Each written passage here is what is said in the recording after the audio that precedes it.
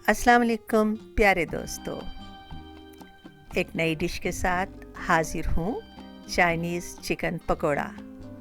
और उम्मीद करती हूँ कि आपको मेरी रेसिपी बहुत अच्छी लगेगी। अपने खूबसूरत कमेंट्स देना बिल्कुल मत भूलिएगा और मुझे बताइएगा कि आपको मेरी रेसिपीज़ कैसी लगती हैं, और नेक्स्ट आप कुछ देखना चाहें तो उसके बारे में भी मुझे ज़रूर बताइएगा। तो चलिए हम देखते हैं कि इसके लिए हमें किन किन चीज़ों की ज़रूरत है।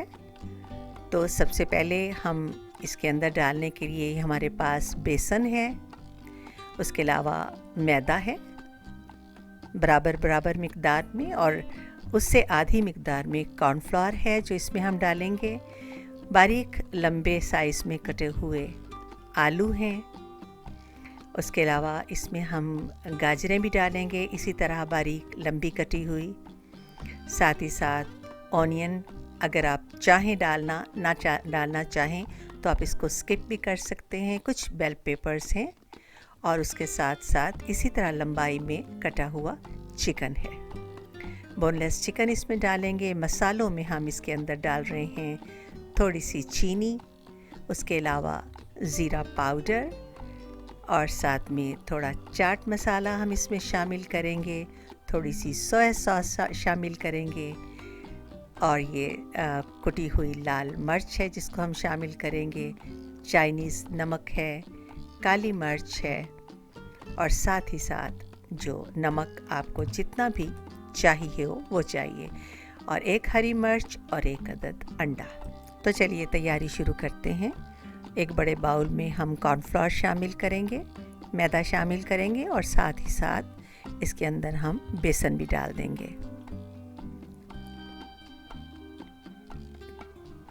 चलिए जी, ये हो गया। अब इसके अंदर हम जितनी भी हमारे स्पाइसेस मैंने आपको दिखाए हैं वो सब के सब हम एक ही बार शामिल कर देंगे।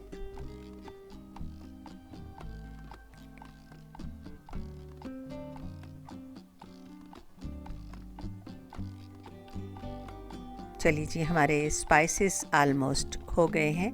अब इसके अंदर मैं थोड़ी सी लाल मिर्च का पाउडर भी डाल रही हूँ। मैंने आपको दिखाया नहीं, लेकिन ये आपकी मर्ज़ी पे है कि अगर आप डालना चाहें तो। इसको हम मिक्स कर लेते हैं, और मिक्स करने के बाद इसके अंदर हम बाकी की चीज़ें आहिस्ता आहिस्ता डालते हैं। सबसे पहले ये हरी मिर्च जो बहुत बारीक मैंने काटी है वो डाली है। उसके बाद ये एक अदद अंडा जो है उसको शामिल करते हैं, और साथ में सोया सॉस। अब इसको दोबारा से हम मिक्स कर लेते हैं। थोड़ा सा मिक्स करने के बाद इसके अंदर हम बाकी की चीज़ें जो हैं वो शामिल करते हैं। ये चिकन शामिल कर दिया, उसके अलावा गाजरें, और साथ में ये प्याज, शिमला मिर्च और आलू। ये सारी वेजिटेबल्स कंप्लीट हो गई, चिकन भी हो गया। अब इसको अच्छी तरह से पानी के बग़ैर पहले मिक्स कर लीजिए। इसके अंदर एक अदद अंडा हम पहले से डाल चुके हैं। इसको अच्छी तरह मिक्स करने के बाद इसमें हम पानी शामिल करेंगे, और थोड़ा थोड़ा पानी शामिल करके इसका बैटर तैयार कर लेंगे। बहुत ज़्यादा गाढ़ा भी नहीं रखना हमने और बहुत पतला भी नहीं। लीजिए, तैयार हो गया है। तो अब हम अपनी सॉस की तरफ चलते हैं। ये मैंने केचप डाला है एक बाउल में, साथ में स्वीट चिली सॉस डाली है, थोड़ी सी हॉट चिली सॉस शामिल कर रही हूँ।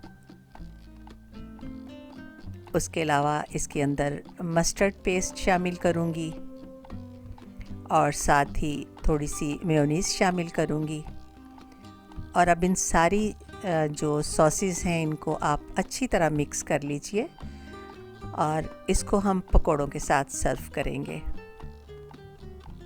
आप अपनी पसंद से कोई भी सॉस इस्तेमाल कर सकते हैं, यह आपकी अपनी मर्ज़ी पे है।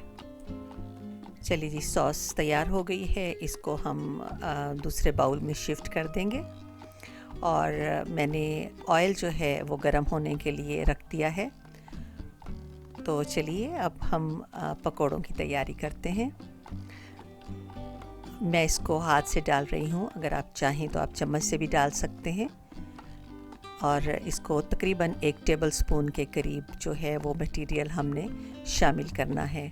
इसको हमने लो से मीडियम हीट पे पकाना है, क्योंकि इसके अंदर वेजिटेबल्स और चिकन है, तो इसको हमने गरम आंच पे बिल्कुल नहीं पकाना। और जब तक ये गोल्डन ब्राउन होते हैं, अच्छी तरह से पक जाते हैं, तो इनको हम निकाल लेंगे। ये देखिए बिल्कुल तैयार लग रहे हैं। तो चलिए अब इनको हम निकालते हैं और एक किचन टॉवल के ऊपर इनको, ताकि इनका जो फालतू का तेल है वो निकल जाए। हमारे पकोड़े बिल्कुल तैयार हैं, तो अब हम चलते हैं सर्विंग की तरफ। पकोड़े और चाय का कॉम्बिनेशन बहुत मज़ेदार होता है। तो चलिए अब मैं अपने पकोड़े का मज़ा लेती हूँ और आप इनको बनाने की तैयारी कीजिए और मुझे ज़रूर बताइए कि आपको ये रेसिपी कैसी लगी। अपना ढेर सारा ख्याल रखिएगा, दुआओं में मुझे भी याद रखिएगा। अल्लाह निगहबान हो आप सबका।